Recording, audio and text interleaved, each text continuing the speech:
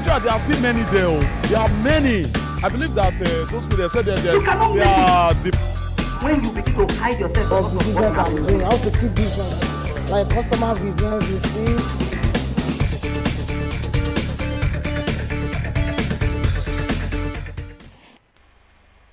Hello and welcome. You're watching Talking Migration on TV360 Nigeria.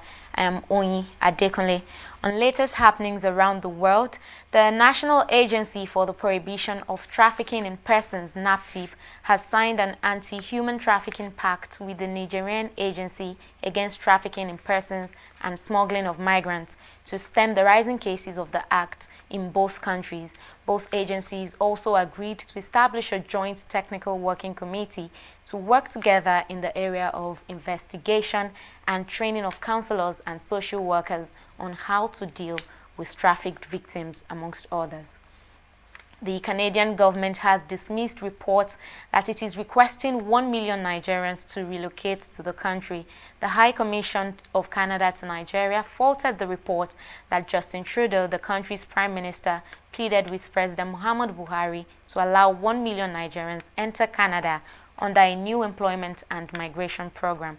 In a series of tweets, the Canadian embassy urged the Nigerians to disregard the information, adding that it was too good to be true and Nigerians who wish to travel to Canada should visit its website for authentic information. The United Nations High Commissioner for Refugees, UNHCR, has called on warring factions in Libya to respect international legal obligations, ensure the safety of all civilians, and allow full, safe, unimpeded, and sustained humanitarian access to all areas affected by the escalating violence in the country's capital, Tripoli.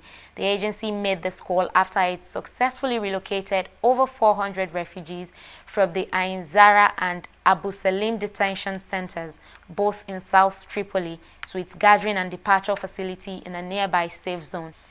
Meanwhile, the United Nations International Organization for Migration has denied reports that it has suspended its operations in Libya. The IOM says it is continuing to support displaced populations and migrants throughout Libya despite the escalating crisis. Now, with that, we'll take a short break, and when we return, I'll be discussing more about this human trafficking situation with my guest, who is an investigative journalist. Stay tuned, we'll be right back.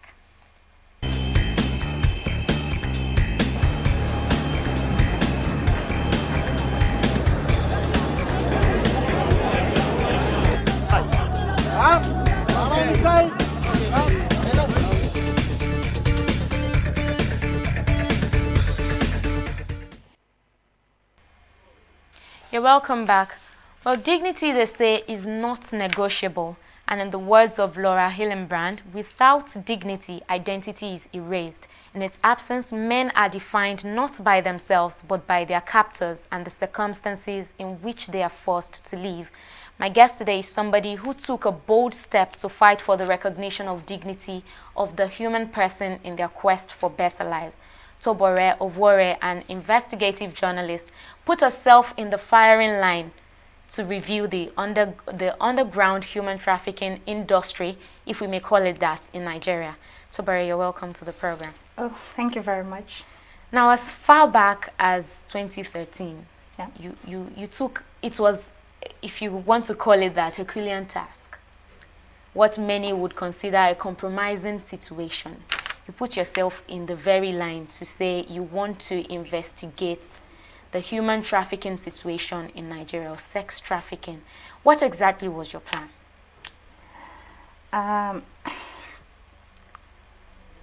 My plan, okay, let me rephrase. My editors and I, the plan for us was to simply discover the process. What is it like to be trafficked?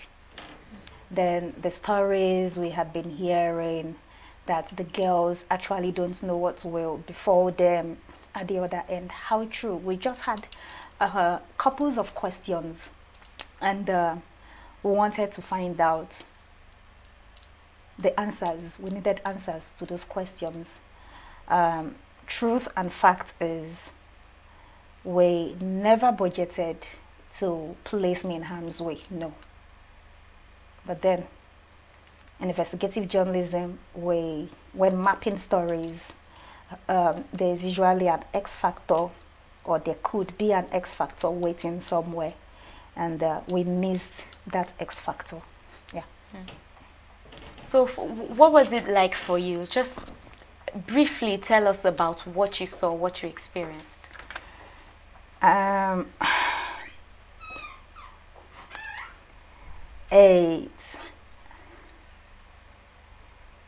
It wasn't something palatable. You know, getting to see people being killed. Yeah, that was in November 2013. But I still remember the images very well, even till these moments. I try as much as possible to shy away from that scene, from that phase of my life. But truth is, whenever that phase of my life crops up, either let's say I'm alone and having flashbacks, and it's like a video is playing all over. I still remember everything that transpired, and it's horrendous, simply to put. All right, so we must give it to NAPTIP and some other civil society organizations. They do a lot of awareness on sex trafficking, human trafficking, irregular migration, and all of that. Yeah. And we still see, as of 2013, you did your story. This is 2019. It was published 2014, though I did it 2013. This is 2019. Yeah. People are still being trafficked, despite the fact that there's a whole lot of awareness going on. So would you say that awareness is not what we need to stop trafficking? I wouldn't say awareness wouldn't stop trafficking. I would rather retweak that reinventing the awareness will go a long way to help. In fairness to NAPTIP, they do not have so many staffs. You know what I'm talking about? They have the challenges and all that. I don't work with NAPTIP. I'm not a NAPTIP staff, but in fairness to them, since I have an idea of some of the challenges they are facing. As an on-the-field person, creating awareness, yes, everyone should be a part of the target audience. But are we really targeting the right set of persons? Are we? So who are the right set of persons we should be targeting? Now let's break them down. If we are to go to the younger generations, and I mean those in primary, secondary school, I will advise we catch them young. I'm not saying we shouldn't look at the younger adults and the adults, but those younger ones, we need to catch them young. Now, if we're to go to primary and secondary schools, I wouldn't advise that we place all the attention on the schools in Lekki, Maitama, Sokoro. Their parents can afford to take them to Obodo Ibo. It is those in schools, and when I say schools, I mean when you see the schools, you are like, are these schools? Those are the kind of children. When you go to Orozo, Dinyanya, those places, I'm also an Abuja person. I spent over 3 years working in Abuja. You go to all those government secondary school, Lugbe, all those places. Then in Lagos, you are going to Makoko Waterside. There's some other Makoko mainland. Then you're going into the interiors. You are going into Odogunyo. You are going to other places that when you get there, you're like, are these places also part of Lagos or part of Nigeria? Those are the kind of children we need to target. You don't come preaching trafficking to someone like me that embassy will give me visa easily, or will give my nephew visa easily. They can afford the travels. It is those vulnerable children. They are the ones that need the gospel according to human trafficking, A to Z of trafficking. But I agree with you that those people in very rural, remote areas, we should take the awareness. Also, to some them. parts of Lagos too. I agree with you. Not the urban part of the cities. But then in your finding, because I read your story and I found that this whole trafficking thing transcends educational qualifications. So there are also educated people. I'm going to come to that. I'm picking them in categories. That is for the younger generations. That's those in primary, secondary. Now, for the younger adults, there is a stage you get to in life that you've started forming opinion and all that. And we can't help such a person that's somebody above 18 already has the right to make choices and all that. We can only assist with information. Now, for the young adults, and even not young ones, the information we sell to those in secondary school and primary school is going to be retweaked different from what we sell to this other group. We can tell those in primary, secondary school, see, if you have to join out, you have to have good reasons and all that. Maybe you've gotten a scholarship and this is how you can apply for scholarship. This is how you study your book. This is how you get good grades. You belong to meaningful clubs, because when you have to apply for scholarship, they would want to know what you were doing with your life when you were in high school. You can't sell that to the young adult who is an undergraduate in the university or in the polytechnic. You come with a different technique for this other group. Yes, amongst the group that we traveled, we had graduates. And in fairness to many, they would say, job opportunities not out there, this, that. However, I would want to state categorically, if we can revisit our value system in Nigeria, it will go a long way in curbing the spate of trafficking, no matter the kind of trafficking in the country. We worship money in Nigeria. If you don't have money, who you help? Let me use the street language. Who you help if I don't make money? Then for those of us who attend old boys, old girls association, our secondary school, primary school, when we go there, it's not that we are interested in the other person. We just want to see, has this person arrived? As in, you don't hammer. And our definition of somebody who is successful, for the ladies, we want to see the designer handbag, the shoe that, man, our eyes will pop out of the socket. We want to see the big car. We are never ready to ask certain questions that, see, your means of livelihood and what you are displaying, they are not commensurate.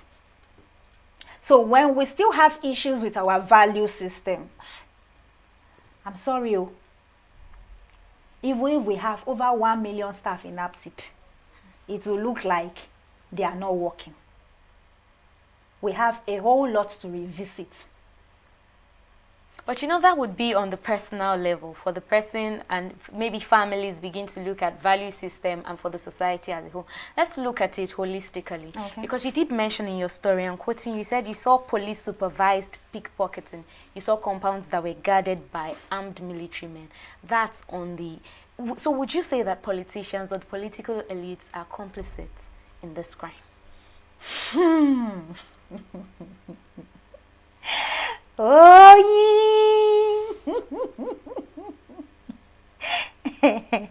I want my family to be safe. I've answered your question. I get what you have. I get. I want my family to be safe. Even if I don't treasure my own life, I want my family to be safe.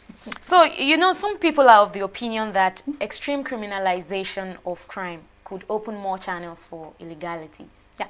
So, do you share this opinion? Let's redefine extreme criminalization of crime. I'm not saying extreme criminalization of kidnapping or armed robbery. In short. Of course, in the context of okay, trafficking. In the context of sex work, I would want to be definite so that I'm not quoted, I'm not misquoted. Criminalization of sex work. For anyone below the age of 18 and the person is into sex work, in short, it's not advice. It is to physically and everything with the person. Young girl, don't destroy your life. But when the person is already an adult, I'm speaking for myself, I can't make choices for the person. There are some graduates that will decide the sex work they want to do. I can only advise. You can learn a trade, you can get other things as in doing. Mine is to advise, theirs is to decide. You get? Now, when all this has been done, and the person still insists that, now sex work, now I won't do. When it is criminalized, Nigeria is a very religious country. And I recall 2013 was actually when I granted that interview, but though it was published in 2014. When I said criminalization of sex work is contributing to this. Oh, my head was up for it. And I know as a pastor's daughter, people are like, is she a real pastor's daughter? You shouldn't be coming from. Well, now, let me give a practical description. Let's say this is sex work. And Abuja, for instance, they do a lot of raids there. As a young woman, if you are not a sex worker, then in the night, it just happens that you are passing along the houses. Where they are parking the others, they will park you along. And God bless you that you are not dressed the way we call as in proper dressing in Nigeria. The Nigeria dress code, unwritten dress code. Now, as a result of all those strikes and everything on such persons, they would want to go underground. Does that mean it has stopped sex work? No. They would go underground and still practice. In Kaduna, I don't want to start mentioning places. You will see them dressed from head down. I did extensive work. I joined them. Yet, they were still, if we do it openly now, they would, the stigmatization and all that. So they rather do it secret. For the one who is interested, let's break them now into two. I'm being practical. For the one who is interested in sex work, that is what she wants to do. I'm not saying I'm advising our young ladies to choose that. But if the person is an adult, I can only advise. I can't decide for the person. That's the cold truth. Now, a bado now comes. Trafficker or the trolley. You know who a trolley is. Now turns up and goes to that one interested in sex work, but has been doing this secret. Go to our universities. Our undergraduates, what are they doing? Let's be honest with ourselves. If parents will pay surprise visit to their daughters on campus, many parents will collapse. Let's be honest with ourselves.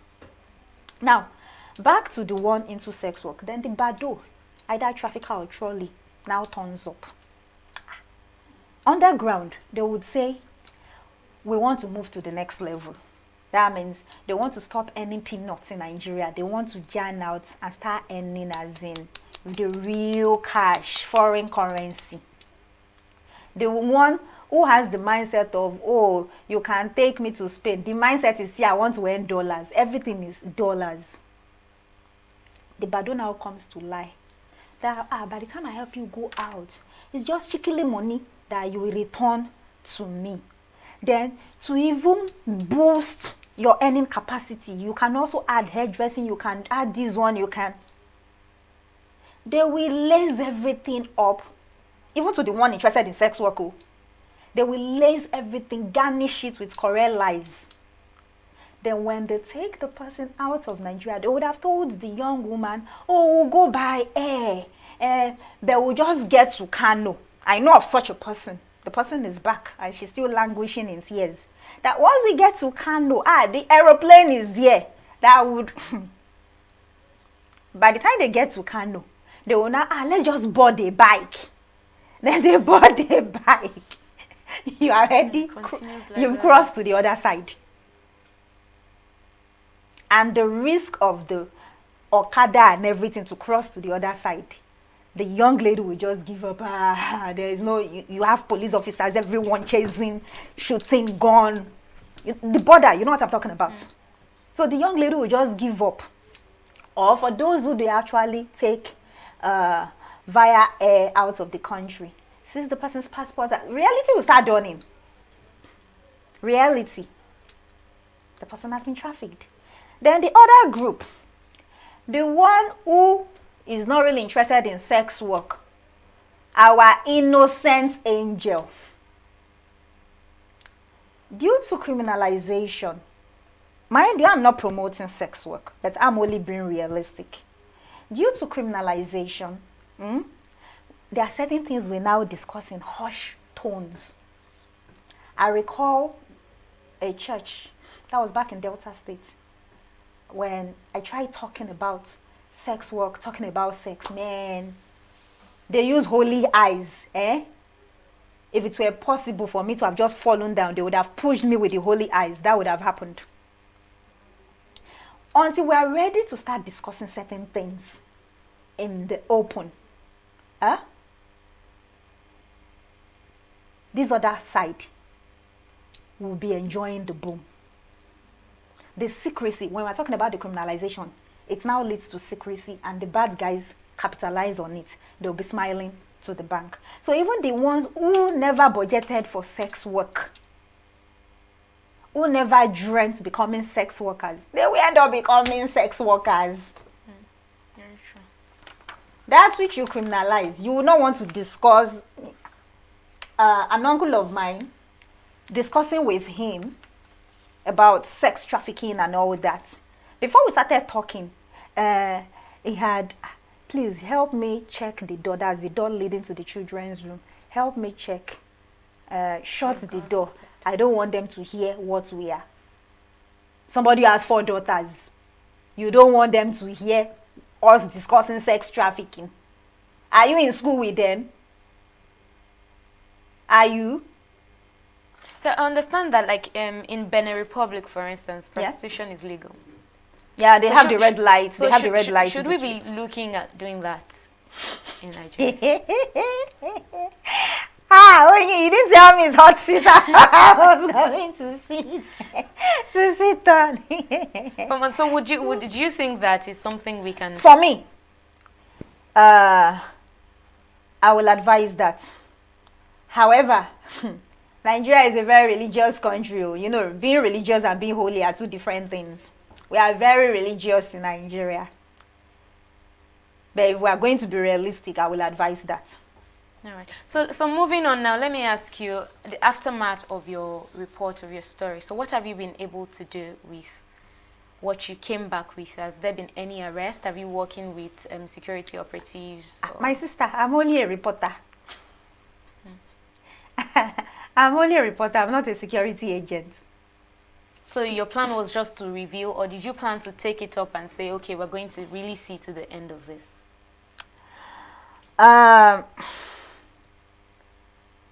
To be honest, I simply did my work as a journalist, as a reporter.